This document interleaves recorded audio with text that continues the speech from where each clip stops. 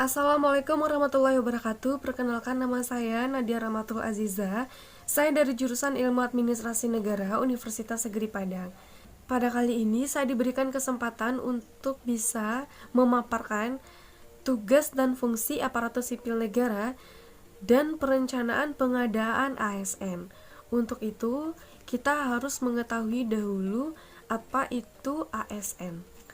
ASN atau aparatur sipil negara berdasarkan Undang-Undang Nomor 5 Tahun 2014, aparatur sipil negara adalah profesi bagi pegawai negeri sipil atau PNS dan pegawai pemerintahan dengan perjanjian kerja atau lebih disingkat menjadi PPPK yang bekerja pada suatu instansi pemerintah.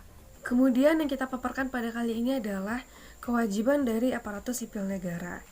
Tidak hanya itu, ASN juga memiliki kewajiban yang harus dijalankan oleh PNS maupun PPPK, dan kewajiban itu antara lain yang pertama adalah setia dan taat kepada Pancasila, Undang-Undang Dasar 1945, NKRI, dan pemerintah. Kemudian yang kedua, kita bisa lihat menjaga persatuan dan kesatuan bangsa. Kemudian yang ketiga, melaksanakan kebijakan yang dirumuskan pejabat pemerintah. Kemudian yang keempat, menaati ketentuan peraturan perundang-undangan. Yang kelima, yakni melaksanakan tugas dan kewajiban kedinasannya. Yang keenam, menunjukkan integritas dan keteladanan, sikap, perilaku, maupun tindakan dari aparatur sipil negara.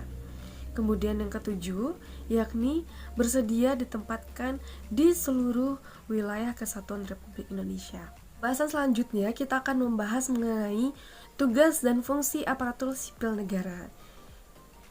Pada pembagian tugas dari aparatur sipil negara, yang pertama, melaksanakan kebijakan publik yang dibuat oleh pejabat pembinaan kepegawaian sesuai dengan ketentuan dan peraturan perundang-undangan yang berlaku. Kemudian yang kedua, memberi pelayanan publik yang profesional dan berkualitas.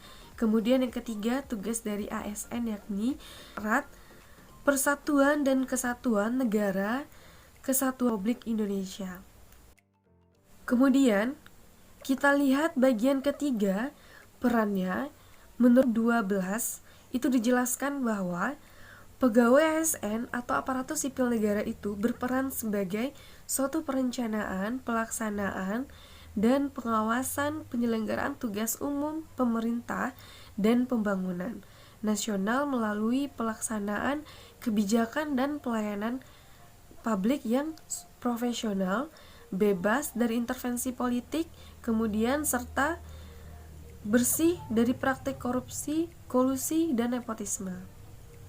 Kita lihat dari fungsi ASN atau aparatur sipil negara itu tertuang pada bab keempat, yakni menyangkut fungsi, tugas, peran, serta bagian kesatuan fungsi pasal ke-10. Di sini dijelaskan fungsi dari aparatur sipil negara itu yang pertama adalah pelaksanaan kebijakan publik. Kemudian kita lihat yang kedua, itu adalah pelayanan publik. Kemudian yang terakhir kita lihat yakni sebagai perekat dan pemersatu bangsa. Kemudian kita lihat dari jabatan ASN terdiri dari yang pertama itu jabatan administrasi. Kemudian yang kedua lihat sebagai jabatan fungsional. Kemudian yang ketiga kita lihat sebagai jabatan pemimpin tertinggi. Itu tertuang pada bab kelima jabatan ASN, bagian kesatuan umum pada pasal ke-13. Kemudian, pembagian jabatan administrasi terdiri atas 3. Pertama, jabatan administrator, kemudian yang kedua, jabatan pengawasan, kemudian yang ketiga yaitu jabatan pelaksana. Baiklah, cukup sekian pemaparan dari saya. Jika ada salah dan kesalahan atau penyebutan, saya mohon maaf. Saya sudahi dengan wabillahi taufiq wa hidayah. Wassalamualaikum warahmatullahi wabarakatuh.